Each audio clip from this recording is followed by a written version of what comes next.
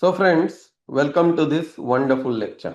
In this lecture, we are going to see out of roundness requirement for spherical shell, cylindrical shell, conical shell as per the clause 𝗀𝗔𝗱𝗃 which has been given in the code. For internal pressure 𝗀𝗔𝗱𝗃A and for external pressure 𝗀𝗔𝗱𝗃B are the clauses what we need to refer to. Then we also going to see that for the tolerances in the form heads 𝗀𝗔81 how to use that particular clause. So let's see one by one 𝗀𝗔80 and 𝗀𝗔81. So permissible out of roundness of cylindrical, conical and spherical shells have been given in the clause 𝗀𝗔80. So when we are having a cylindrical shell and that too having, let's say, the internal pressure, and if the cylindrical shape is not perfectly circular in nature, if it is oval in nature, then what is going to happen? The pressure will try to make that cylinder cylindrical or circular in nature. Instead of keeping it oval, it tried to push the boundaries in such a way that the shape will change to circular. In this process, there will be heavy stresses which is going to be developed in that particular cylinder, and that's the reason why the out of roundness they have given certain limitations that how much shape can deviate from the cylindrical, spherical or conical shells. So let's have a look at. So when the cylindrical, spherical, conical shells are having internal pressure, so the cross section wherever we are going to measure, if there is an opening near to that or we are going to measure it away from the opening, accordingly the under tolerance limit is going to get changed. So let's discuss about the first case where there is no nozzle opening, where we are going to actually measure the dimensions. If it is not even near the vicinity, then 𝗀𝗔80A is what the clause we are going to use with this particular assumption that there is no opening where we are measuring these dimensions. So the shell of a completed vessel shall be substantially round and shall meet the following requirement. What is the basic requirement? The shell should be substantially round in shape. So when we are going to have a cylindrical shape, we are going to measure randomly at various points what are its dimensions. Let's say if we are going to measure the inside diameter, we are going to measure at 0 degree, 30 degree, 40 degree. Like this, we are going to have it measurement done at multiple orientations at the same cross section. So we will be having the number of dimensions. From those dimensions, we are going to have the maximum and minimum dimension, or maximum diameter and minimum diameter.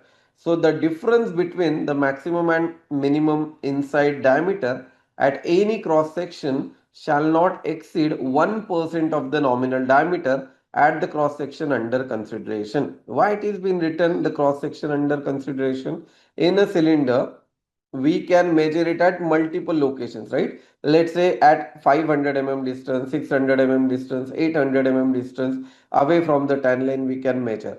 But under whatever circumstances, let's say if we are measuring at 800 mm away from the tan line, so we have taken that particular cross section, and across that cross section we will be having multiple readings at various degrees 0, 90, 180, 270, 10, 20, 30, etc. So from those readings, we are going to have the maximum and minimum inside diameter reading. So for the difference between maximum and the minimum inside diameter at any cross section shall not exceed 1% of the nominal diameter. So what do you mean by 1% of nominal diameter? Let's say our diameter of consideration is 1000 millimeter. So this is called as a nominal diameter. If we are having a higher measurement, whatever we have done, if that shows us 1010 mm, so the maximum diameter is 1010, and let's say the minimum diameter we have measured is 990. So maximum is 1010 and minimum is 990. So the total difference would be how much? 20 millimeters.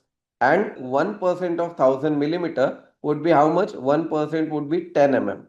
So if the deviation is more than 10 mm, then we have to make sure that this deviation should be reduced within this limit, or else you have to reject that shell. But usually nobody rejects it. we are re-rolling it and making sure that the cylindrical shape is properly within the 1% nominal diameter limit. So when we are talking about the maximum and minimum diameter, here you can see that this dimension is representing the maximum diameter, and here wherever there is a change in cross section or dent is there, we are going to measure it, and that will give us the minimum diameter. If the shape has become oval, then we can see over here the vertical height or the major axis is d max and the minor axis is d min. So here d nominal is nothing but the actual diameter with which we have started, and the difference between maximum and minimum should be within 1%, that is 1 divided by 100, 0.01 times of the nominal diameter. This is what has been given in 𝗀𝗔𝗍𝗍𝗐. So the difference between the maximum and minimum diameter should be less than or equal to 1%, that is 0.01 times of the nominal diameter. If it is, let's say, exaggerated view, you can see it over here. If it becomes oval in shape, then this would be the maximum diameter, this will be the minimum diameter. Practically it is not the case. When we are going to roll it, it will be close to cylindrical shape, but if it is not exactly cylinder, then this is what the tolerance limit that we need to follow. If let's say we have measured and it is not falling within this limit, we have to re-roll it in such a way that it should be perfectly cylindrical or it should be within this particular limit.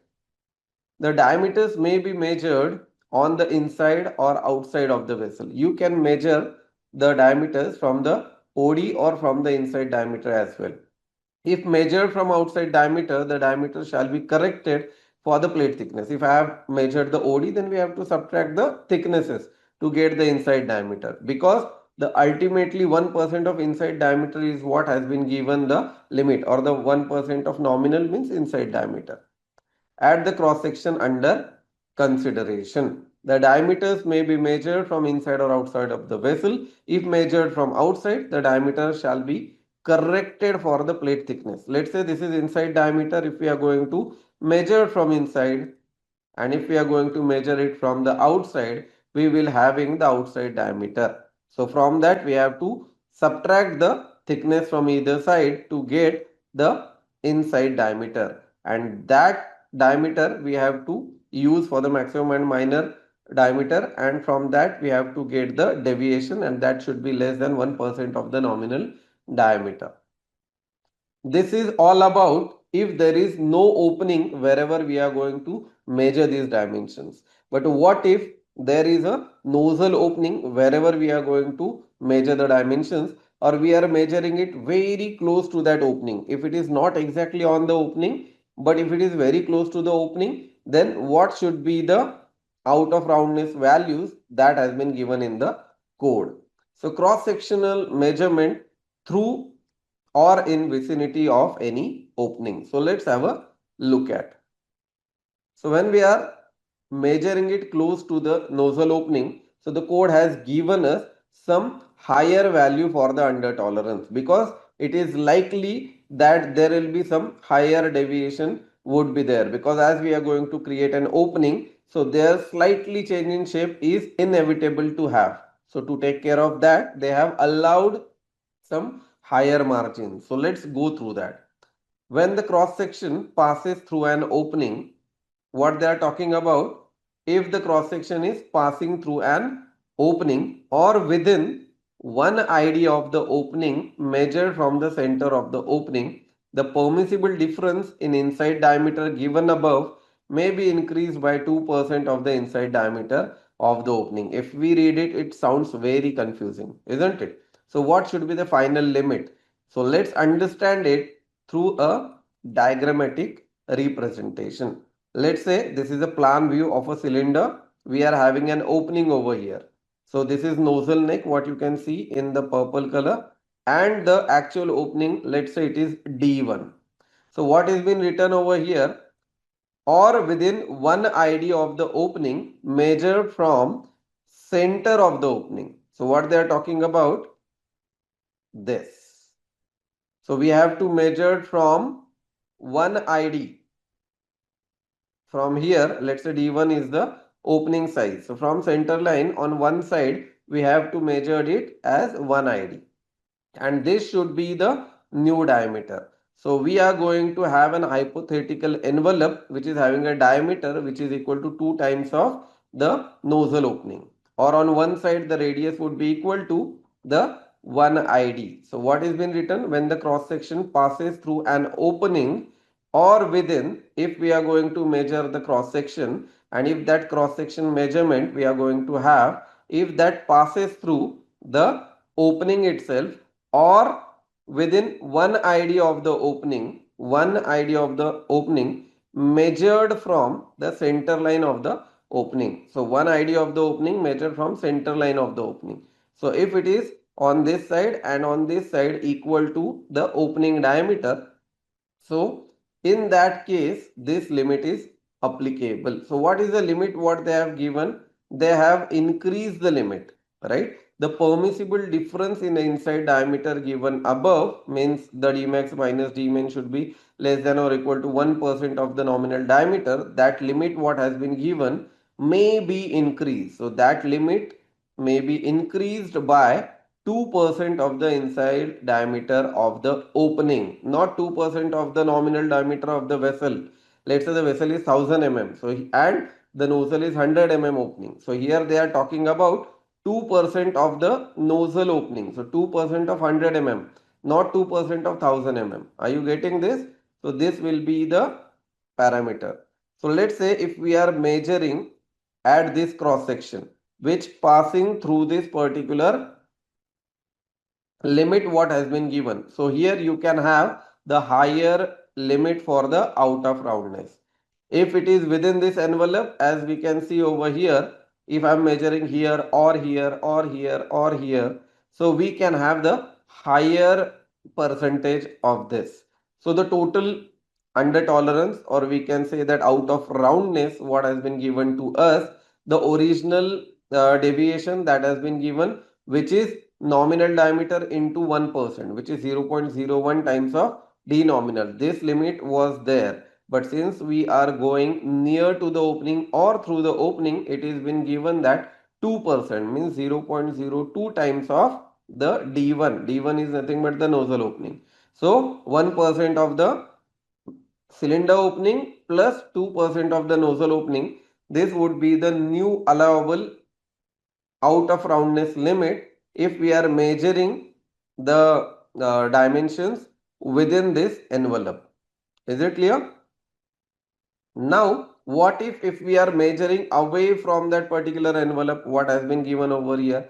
If we are measuring away from that envelope, so that 2% of nozzle diameter opening limit will not be applicable. So only the original limit would be there, which is 1% of the nominal diameter, which is 0.01 times of the nominal diameter. So I hope you must have understood this. This is very confusing. Many times people do not understand this after reading the code clause, but we have made it so simple that you can easily measure it, or you can easily understand it. So here we are not just talking about the opening of the nozzle, but the limit what has been set by the code, that which will be equal to one side dimension should be equal to the ID of that particular opening, right? So if we are measuring within that, then only this is applicable. If it is away from that junction, then it would be 1% of the nominal diameter. This is about the internal pressure so far what we have discussed about. Now, what if you are having a cylinder which has been welded as a lap joint? So if you are having a lap joint welded vessel, so in that case, because of the geometry itself, there will be a deviation equal to thickness, right? So in that case, what should be the limit? For the vessels with a longitudinal lap joints, the permissible difference in inside diameters may be increased by the nominal plate thickness. What is the meaning of this? Yes, so this is what is been given in the code. If you are having a lap joint, right, not the butt weld. If you are having a lap joint, so you can see over here, naturally the thickness has gone inside the cylinder itself, right? So the Dmax wherever we will be going to have, and the Dmin wherever we are going to have, the difference between them along with that deviation whatever we are going to consider, the thickness should also be by default to be added into the same. So the actual out of roundness is equal to d max minus d min plus thickness. This is what we have to measure. Now let's have a summary for the internal pressure. Under the internal pressure, the oval shaped vessel tries to push out and become perfect circle. This movement will create bending stresses in the metal. If we are having an oval shape and if we try to pressurize it, the oval shape will try to become circular in nature. And in this particular process, there will be heavy stresses which will be developed. So those stresses will be the bending stresses which are coming onto the metal. If the out of roundness value is greater than 1%, what has been allowed by the code, these bending stresses can exceed the safety limits and that can lead to the failure of a particular cylinder. And that's the reason why it has been restricted within 1% of the maximum and minimum diameter limit.